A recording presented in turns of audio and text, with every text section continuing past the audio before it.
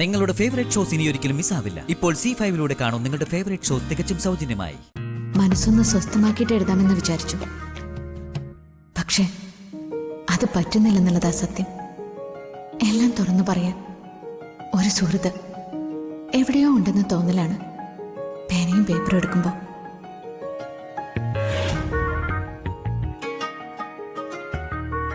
കത്ത് ഇടയിലൊന്ന് മുറിഞ്ഞു. ജീവിതം പോലെ തന്നെ പൊരുത്തപ്പെടലുകളുടെ ആകത്തുകയാണല്ലോ നമ്മുടെ ജീവിതം. അവിടെ പലതും നമ്മുടെ മനസ്സിന്റെ തടവറയിൽ പൂട്ടിയിടേണ്ടി വരും. അതൊരിക്കലും പുറത്തിറങ്ങാതെ നോക്കേണ്ടിയും വരും. വേണമെങ്കിൽ ജീവനുള്ളവരെ കുഴിച്ചു മൂടെന്ന് പറഞ്ഞതല്ലേ? അമ്മയോട് എന്താ പറയാതിരുന്നത്? എന്താ അമ്മയെ കുഴിച്ചു മൂടാതിരുന്നെന്ന്? അങ്ങനെയൊക്കെ ചെയ്യാനേ കൈ വിറയ്ക്കും. ആണത്തം കാണിക്കാൻ തോന്നുന്നത് എന്നോട് എന്റെ കുടുംബത്തിനോടോ? അത് ഞങ്ങക്ക് ഗതിയില്ലാത്തതുകൊണ്ടല്ലേ? ഒരു കാര്യം ഓർത്തോ, അഹങ്കാരത്തോടെ പറയുന്ന നട്ടലിനും ചങ്കൂറ്റുണ്ടല്ലോ, അതാ ഇപ്പൊ തകർന്ന് താഴെ വീണത്. എന്നേക്കായിട്ട് ഈ വീട്ടിൽ നിന്ന് പുറത്തായനെ. അമ്മയെ ഓർത്ത ഈ ഒരു തവണ കൂടി ഞാൻ വിട്ടുവീഴ്ച ചെയ്തത്. ഇനി നമുക്ക് നേരിട്ട് കാണാം.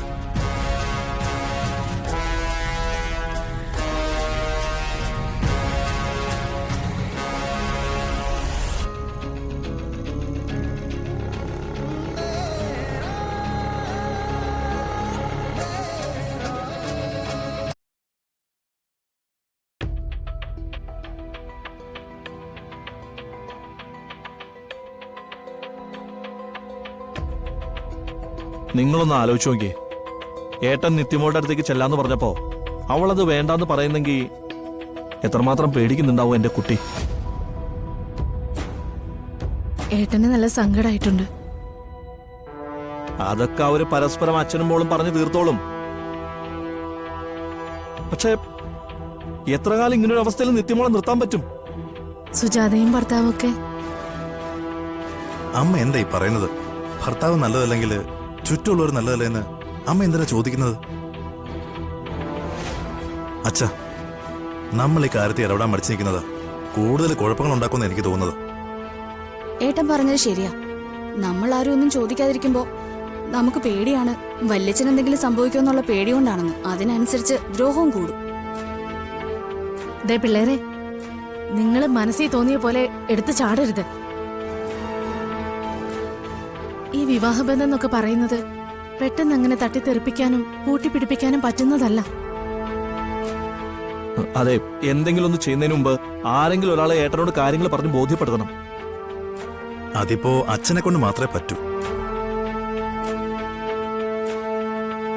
അല്ലെങ്കിലും ഈ രഹസ്യത്തിന് ഒരുപാട് കാലം ഒന്നും ഒളിച്ചിരിക്കാൻ പറ്റില്ലല്ലോ അച്ഛാ. എന്തായാലും വെള്ളിച്ചൻ അറിയൂ ഇത്.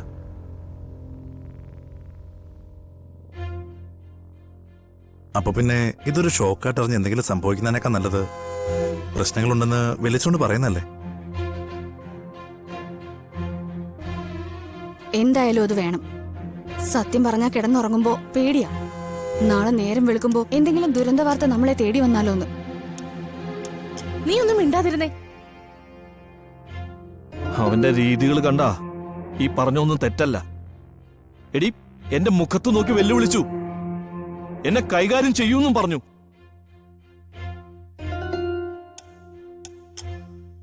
അത്രയൊക്കെ എന്നോട് കാണിക്കുന്നുണ്ടെങ്കിൽ നിത്യമോളോട് കാണിക്കുന്ന എന്തായിരിക്കും?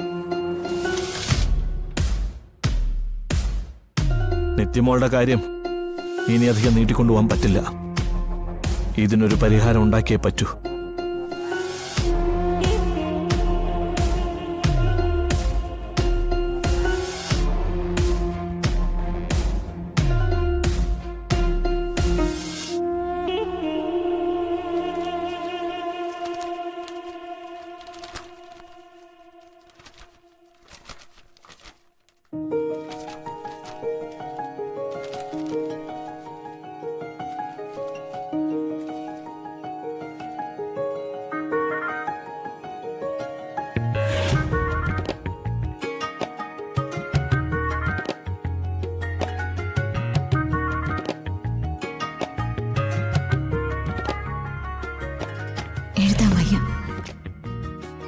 പ്രത്യേകിച്ചൊന്നുമില്ല. ജീവിതത്തിന്റെ തിരക്ക് കൂടി വരികയാണ്. മനസ്സൊന്ന് സ്വസ്ഥമാക്കിയിട്ട് എഴുതാമെന്ന് വിചാരിച്ചു. പക്ഷെ അത് പറ്റുന്നില്ലെന്നുള്ളതാ സത്യം. എല്ലാം തുറന്നു പറയാൻ ഒരു സുഹൃത്ത് എവിടെയോ ഉണ്ടെന്ന് തോന്നലാണ് പേനയും പേപ്പറും എടുക്കുമ്പോൾ.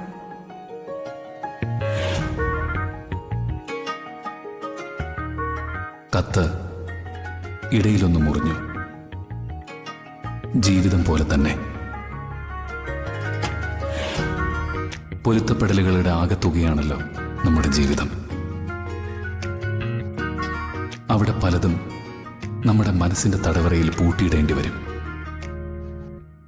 അതൊരിക്കലും പുറത്തിറങ്ങാതെ നോക്കേണ്ടിയും വരും.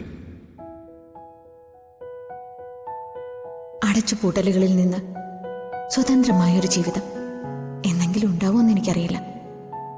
എന്തൊക്കെ തരം തടവുകളാണ് ജാതിയുടെ, മതത്തിന്റെ, പണത്തിന്റെ, ആണും പെണ്ണും തമ്മിലുള്ള വ്യത്യാസത്തിന്റെ. എല്ലാവരും ഇങ്ങനെയൊക്കെ ആയിപ്പോവെന്ന് സംശയം തോന്നിപ്പോ എനിക്ക്. ജീവിതത്തിന്റെ ഒരു പ്രത്യേകത എന്താണെന്നറിയോ? സങ്കടങ്ങൾ പെരുമഴയായിട്ട് പെയ്തുകൊണ്ടേയിരിക്കുമ്പോഴും ആ മഴനൂലുകൾക്കപ്പുറത്ത് പ്രതീക്ഷകളുടെ ഒരു തിരിവെട്ടമുണ്ടാവും. അതാണ് അയാളുടെ ശ്വാസം പോലും.